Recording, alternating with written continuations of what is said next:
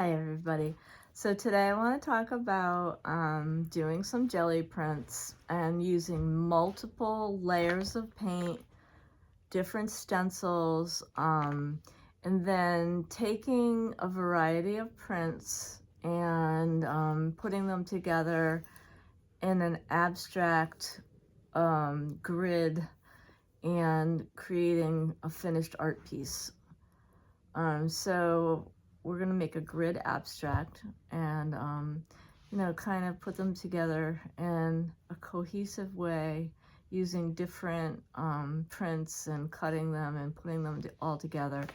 And so that you could create an art piece that would be not only like a frame-worthy art piece, but like maybe something that you could enter into a show or something like that if you're getting into doing some juried shows. So take it up to the next level. So I'm gonna demo how I build layers of color, use different stencils, how I do the ghost prints, and all that kind of stuff. It's going to be really fun. So I will meet you inside and we will get started. So when I was working yesterday, I created these two prints, and I guess this is what I would have considered to be the main print. It has 3 layers of color. The top layer is gold. And while I was pulling this print, I created this one at the same time. It is the ghost print. Now, a lot of times I like the ghost print this, equally well or better. And I think both of these were a success. And so while I'm creating this, I'm taking pulls on another piece of paper and creating the ghost print at the same time. So when I'm done with the session using the colors I used to make this one, I'm pulling the ghosts at the same time and creating the ghost printed version. And it all has to do with when I take the print before or after I remove the stencil and which one goes on top of the, so-called main print. So I'm going to just show you this process and how I do it. This has 2 layers, I think 2 layers of paint, and this one has 3. And that's just the way it is sometimes with the ghosts. They may have 1 less layer. But I almost like this one better, which is sometimes how it is with the ghost print. Okay, so I'm going to show you this process. So I have an assortment of different kinds of stencils here. Some of these are, made out of plastic. A few years ago, I was able to buy these really wonderful heavy paper stencils, and I've used them so much that they have so much paint on them now that they're just almost as much acrylic paint as they are paper, and they've lasted forever. I think most of the rest of the ones I'm using are some kind of polymer or acrylic, and I have an assortment, so I'm not sure what I'm going to use today. I just have them off to the side, and I'm just going to kind of pull from that. And then I'm going to get everything set up here. And we're going to just start. Okay. All right. I like to have a bottom layer, and I usually like it to be just a light neutral color. This is kind of a light neutral gray color.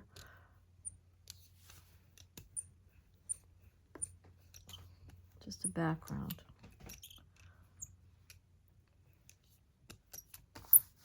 Off to the side, I have a paper just to roll off on. Now, what I want to talk about is the paper underneath is how I orient my top paper. So it's always the same size, is the paper I'm putting down. And then I just orient the four corners to the paper on the bottom. And that way I know when I'm putting that paper down, it's going to come out the same, okay?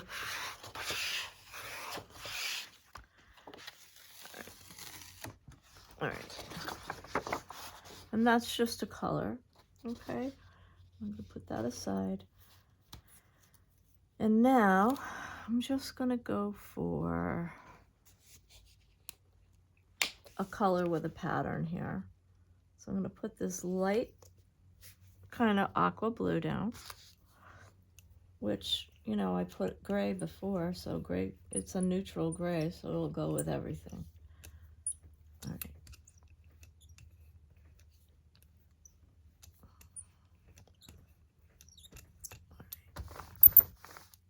Rolling off on a paper really does prevent my brayer from getting really dirty, so that's why I do it. Okay, now I'm going to plop this on top. This is, I think I'm going to take the first pull on a plain piece of paper, because sometimes on these I like the second pull better. So I'm going to do the ghost over what I already have. Okay. So now I'm going to really go over this with my squeegee, because I'm burnishing over a stencil. So I want to make sure I'm picking up as much as I can.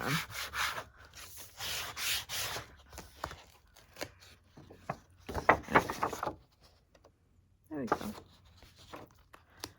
And you'll see what I mean. Okay, so that has a lot of paint on it. So I'm going to go right in with my gray paper, right over the top.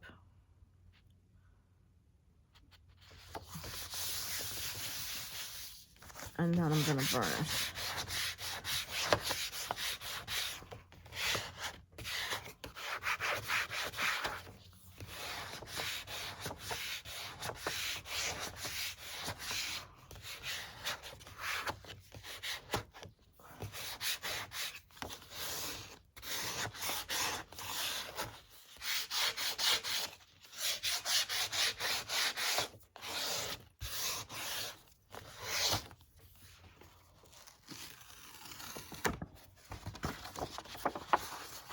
Okay, there's one pull.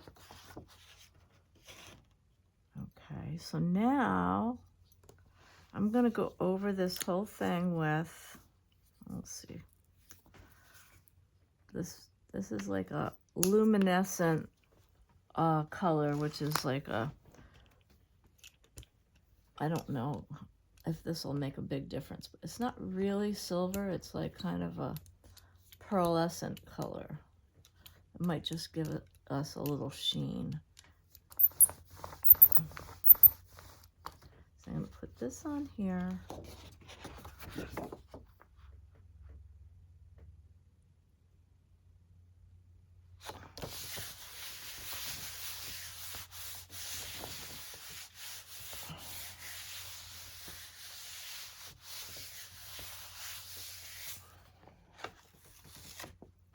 Yeah, this one is just pulling, that helped pull up some more of the color onto this one, so I like the way that looks. It almost pulled up more of the last print and what was left on the plate. Okay, so now what I'd like to do is go in with another stencil, and I think I am going to use a little bit of metallic paint over this, and another stencil. So I'm going to put in just a few drops of the gold. Gold paint is very dramatic usually.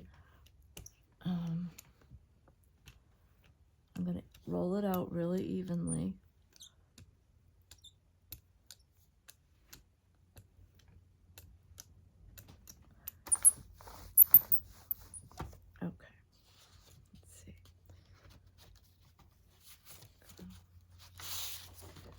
I'm going to try this one first. This is a very pretty stencil. I'm going to put this one down.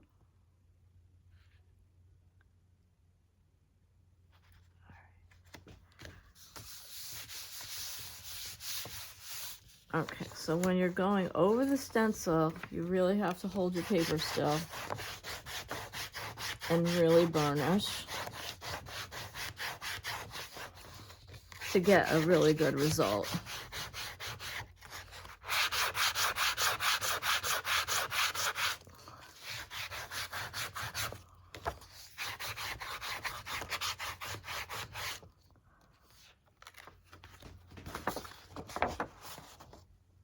That came out really pretty.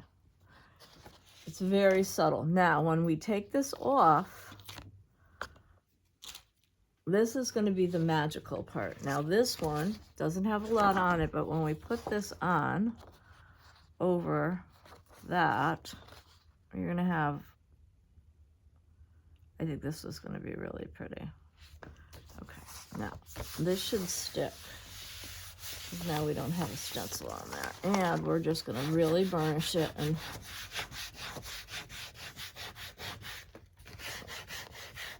have it apply to our paper.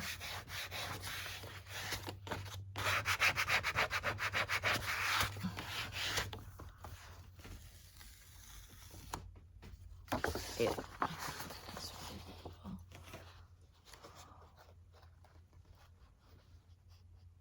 And here are the two.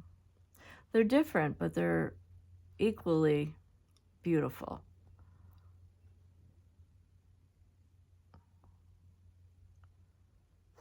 It's really nice. Now you could use these as, you know, the front of a card or something like that. Or we can, you know, use them in the same abstract art piece if we'd like to.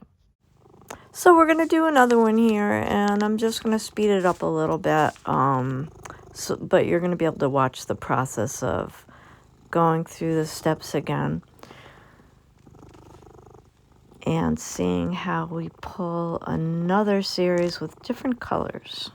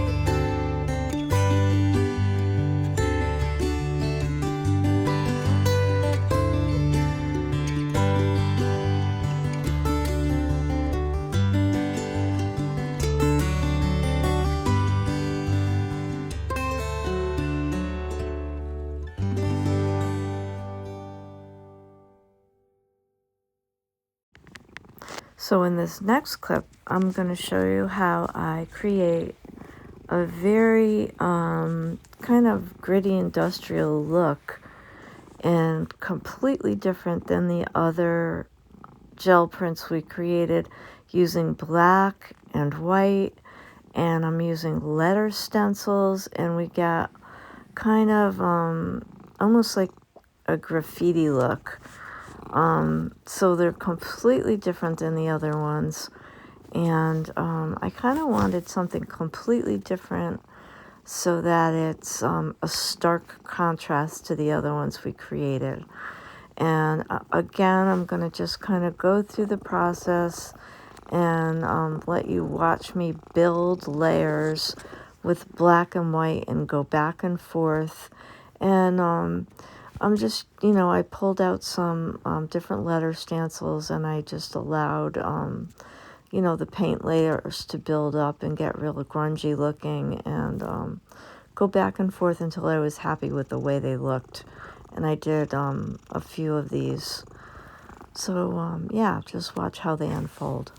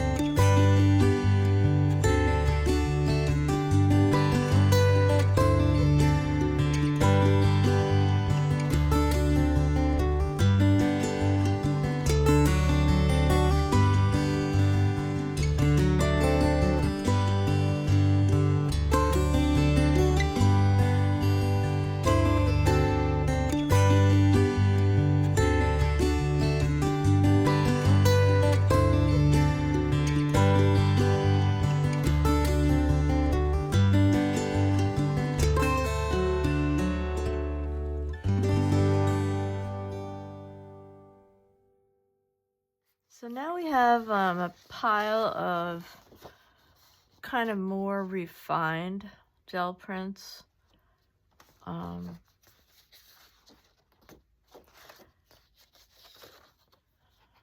Like these from the last, from today and a couple from yesterday, all in the same kind of color palette. And then I have these really gritty ones that I did with black and white and the letter stencils.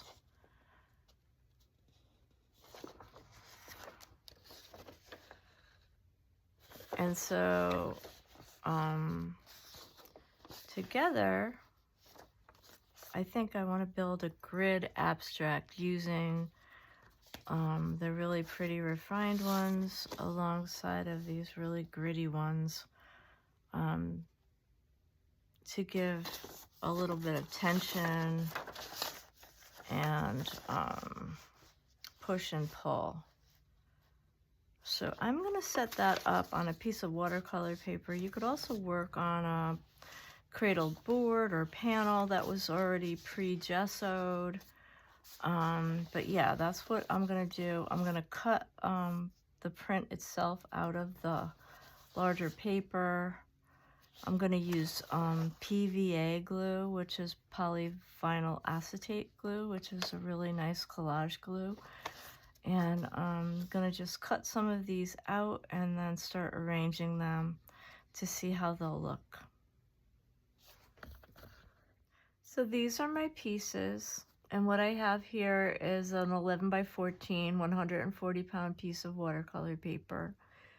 And I've cut them out of the bigger pieces of paper.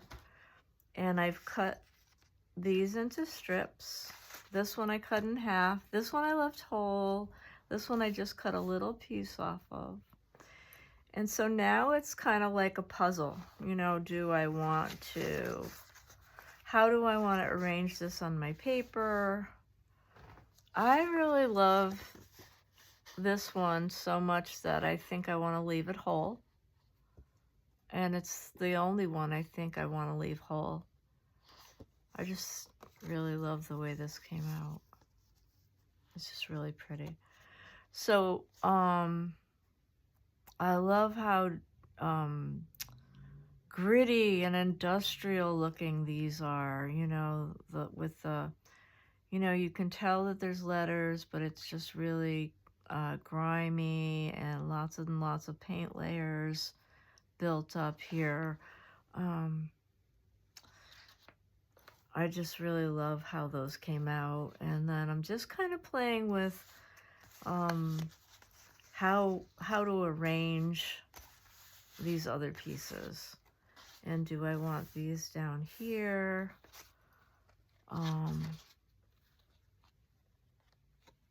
You know, how do I want to do this? How do I want to lay this out? Just kind of thinking about which way I want to arrange them. I mean,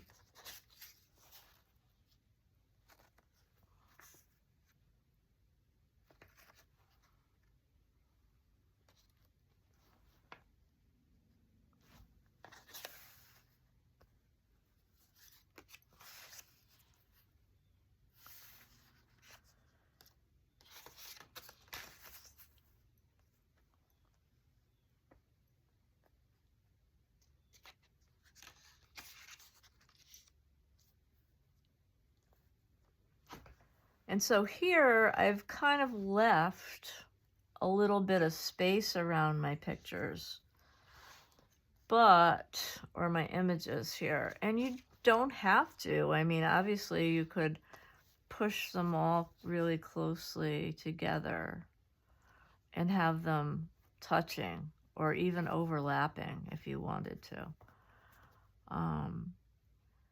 You could also paint the background a color, right? you could paint the background a light or dark color and see what that looked like. You could do this on a cradled board or panel, and then do the edges with a contrasting color or an analogous color, you know, because we have all these, you know, pale blues and aquas and golds, and, you know, what would it look like if we painted the sides one of those colors and maybe put a little bit of the gold leaf over it. I mean, there's a lot of possibilities with something like this. So before I glue anything down, I'm going to continue to arrange and rearrange and maybe do some painted backgrounds. I might try it on a cradled board, but once I do it, I will do it with, you know, something like this, which is the pH neutral PVA glue. And this is like a professional bookmaker's glue, and this is what I would use for this type of a piece, because this is pretty heavy paper. So I, you know, if I was doing a collage with lightweight paper, I might use matte medium. But when I'm doing a little bit of a heavier paper like this, which is 100-pound paper, I would probably use the PVA. And then when I was through and everything was dry, I would go over it with either matte varnish, matte acrylic varnish, or gloss acrylic varnish. And I would probably go with the matte here because I really like the matte feeling of these painted pieces.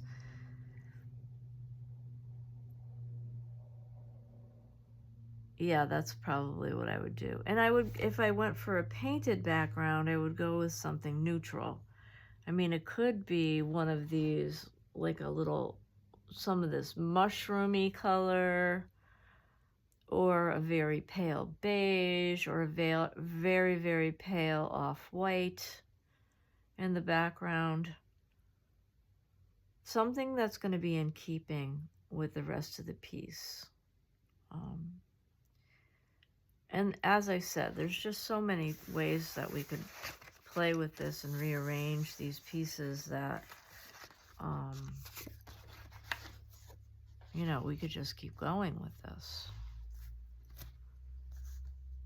I just have to play and see how I want them arranged and where I want to put things. And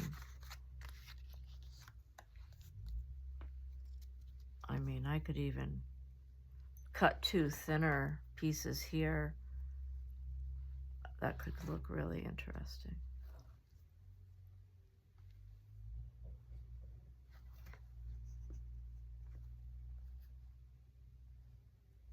Yeah, there's a lot more to explore here.